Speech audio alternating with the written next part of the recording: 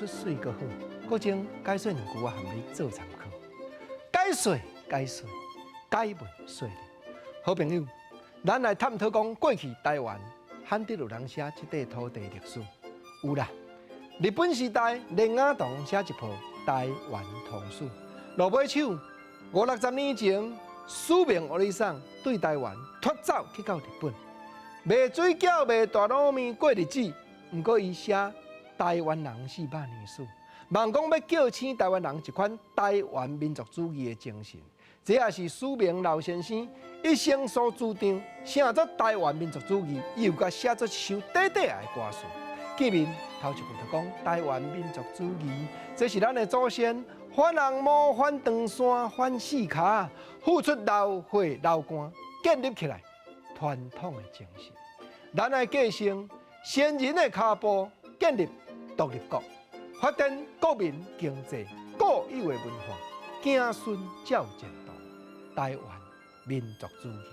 在苏明乌里桑伊所写台湾人400年史内底研究出来，对长山漂洋过海这台湾人，这手面趁这艰苦人，第一伊来到这反红毛，甲荷兰人相见啊，因为艰苦过嘛。是安怎样撩过湖水沟，643楼一回头，同款还阁要来到台湾，无法度，因为中国沿海歹讨趁。是安怎讲反红毛了，阁反长山？这句话爱小探讨一下，因为来到台湾这个土地，昆山开园要种造这艰苦人，面对长山来的官员，过去俗语敢毋是讲3年官2年满，煞变做讲平平长山来对长山来，大家产生对敌。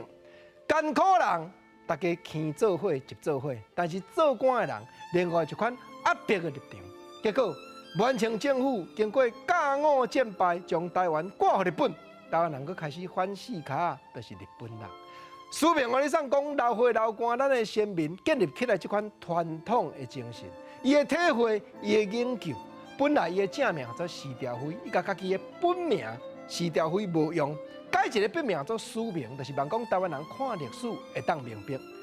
出世伫咧西元1918年11月初9的苏明老先生，用台湾民族主义这款的主张，然后台湾人一再的怀念，毋则伊再三再四伫咧喊话，咱来继承先人的脚步，建立独立国，发展国民经济固有的文化，子孙照前。